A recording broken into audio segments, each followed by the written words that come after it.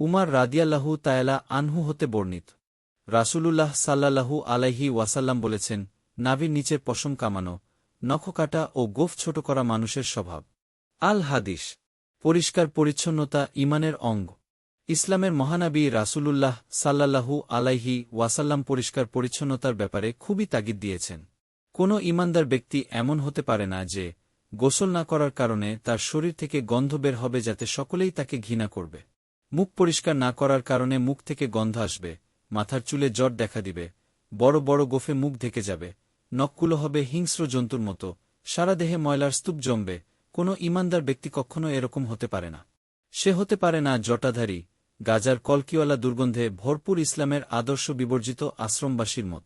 উমার রাদিয়াল্লাহু তায়ালা আনহু হতে বর্ণিত।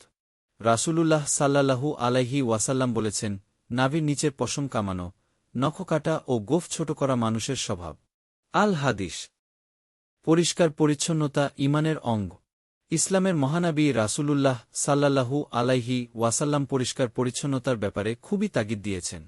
কোনো ঈমানদার ব্যক্তি এমন হতে পারে না যে গোসল না করার কারণে তার শরীর থেকে গন্ধ বের হবে যাতে সকলেই তাকে ঘৃণা করবে।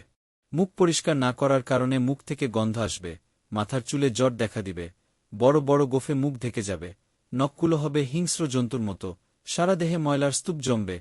কোনো ঈমানদার ব্যক্তি কখনো এরকম হতে পারে না।